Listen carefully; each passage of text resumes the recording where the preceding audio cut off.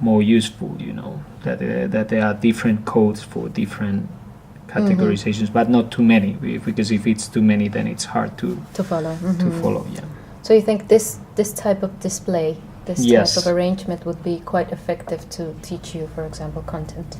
I think so, content. yeah. I think it looks to me from the in which you have very like first the sight, declinations and of course, as you mentioned already, that shift in typography. Yeah, the shift in typography, the color-coded elements and stuff like that. I think those things help a lot more than just the basic layout that it's, And I mean, you can see it as an example when you get to this. I mean, this is not generative yet, but anyhow, I don't know whose book is this, but then you need to underline it.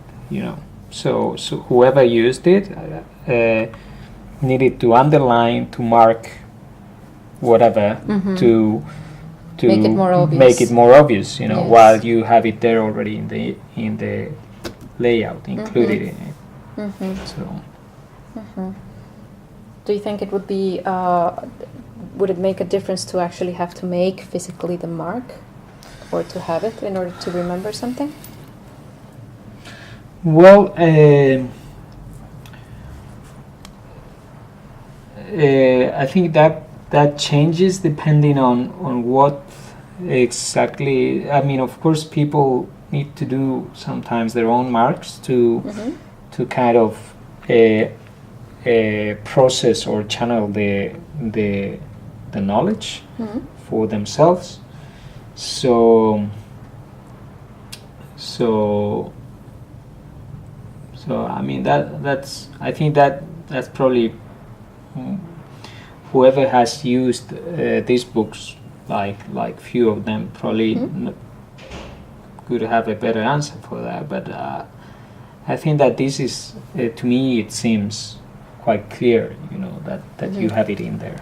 Okay. Perhaps you need to underline it, even if it's in there. But I think that it's already a lot more helpful that it's thought that way, instead of just having the normal layout and just some change, like Slight the change. bold or something like that.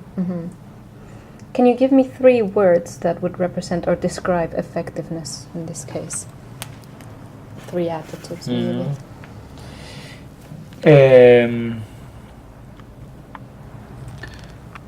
I think that I would say that is the usage of the typography. I don't know how could I use the adjective for that. It might be contrast. Yeah, the contrast. I think they all have to do pretty much with that. I mean, the contrast, the color coded,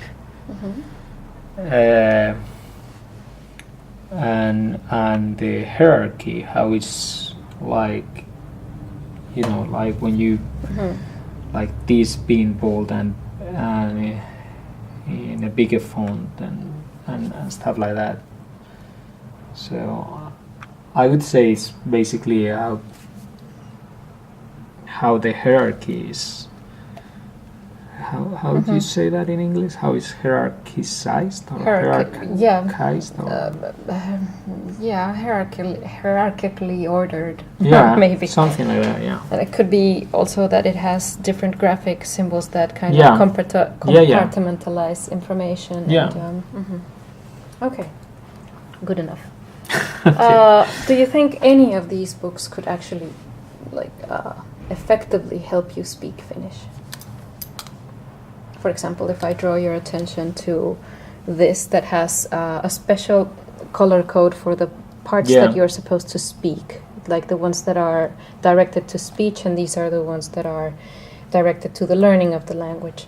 Yes. But in this, for example, do you think these type of language is actually accurate? Is this the type of language that you could use outside and people will... Well, I know this won't look help. at you like, well, that's a strange fellow. Yeah. I know these two didn't help because they are just, or at least that's what I felt, that they are orientated for the written language, which in the case of Finnish is so far different from spoken language. And so I know this didn't help much, and that's probably, well, I don't speak very well. So as for this, I already noticed that, and so I don't know whether I could say. Well, from my experience with the other language, I mean my mother tongue is Spanish, and then I speak English. I have to say that I haven't learned to speak English by studying English, but by speaking English. So by using it. So and I know a lot of people that have studied English for many years, and yet they don't speak that well. So I don't think it's much different with Finnish. I think that perhaps these books help you to, they help you to understand the language. They help you to to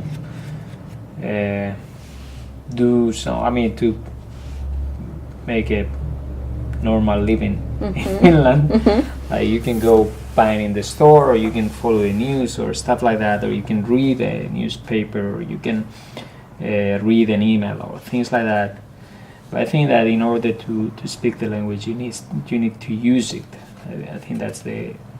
So whether they help you to get on that direction, whether I don't really know. I can notice that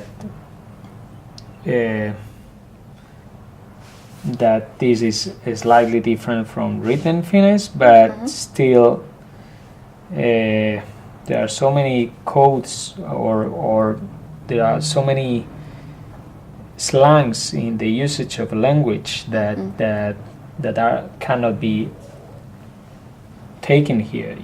That I don't really know. I don't really know whether I can answer that. But you don't see them reflected, like the way in which you heard Finnish spoken. I didn't see it reflected when I used these two. No. Okay. I can't really say about this. Okay, fair enough. Okay, so now we're moving into the social representation phase. Personally, how important do you think images and pictures in language books are, and why? I think they are very important. I think they help a lot to kind of, like language is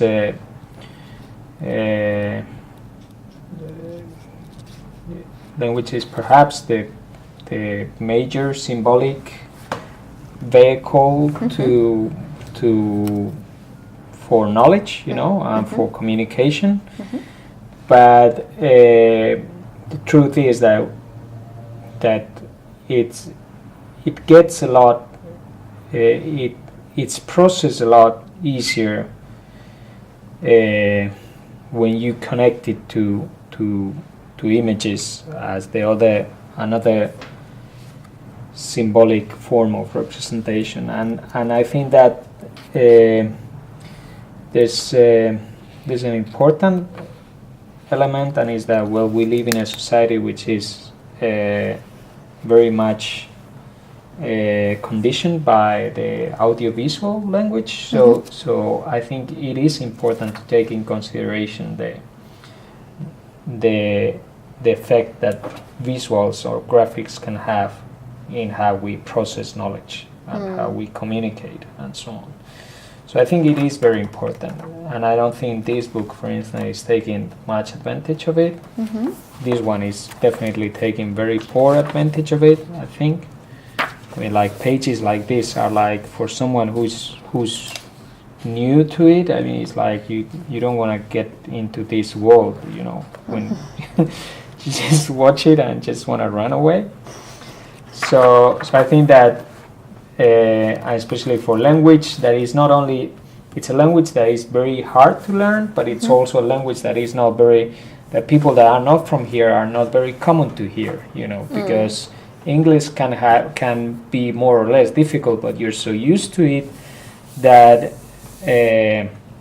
you have gone already through a process that makes it a lot easier to cope with it. Like sensibilization or desensibilization process with English. Yeah, of course, and so when you cope with a language that is as hard as Finnish and that you probably have never heard it before or you haven't even paid any attention to it, I mean, like pages like this are really like something that you makes you feel like it's a huge world to cope with this, So I think that it's really important, and then in this case, as far as I've seen, I think they managed to at least do a better job than these other two.